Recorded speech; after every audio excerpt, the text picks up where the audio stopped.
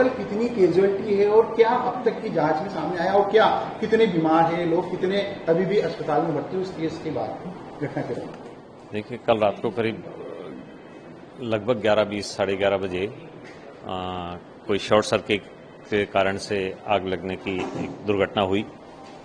जैसे ही धुआं फैला तो तुरंत वहां जो स्टाफ था उन्होंने सबको सूचित करके, क्योंकि यह है न्यूरोसर्जरी का आईसीयू था जहां पर आईसीयू 1 जिसमें 11 पेशेंट थे, उनको तुरंत ही दूसरे वार्ड में और आईसीयू में शिफ्ट किया गया।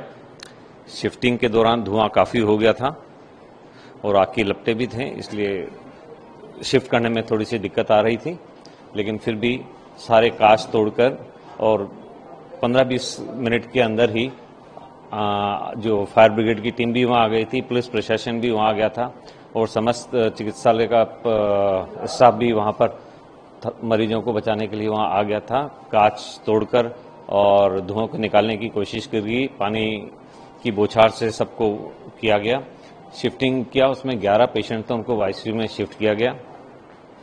ये सारे न्यूरोसर्जरी के गंभीर पेशेंट थे और इनमें से 6 पेशेंट की डेथ हो गई है।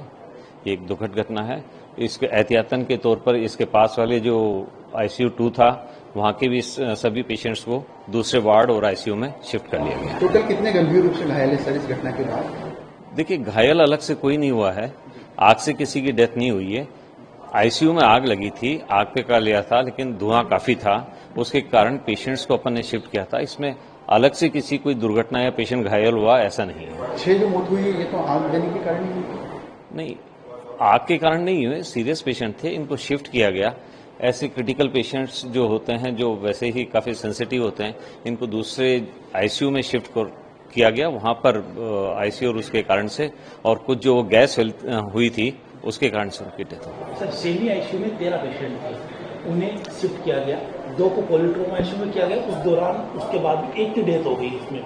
देखिए, जिस आईसीयू में आग लगी थी न्यूरोसर्जरी आईसीयू 1, उसमें टोटल 11 पेशेंट थे, उसमें से 6 पेशेंट की डेथ हो गई थी।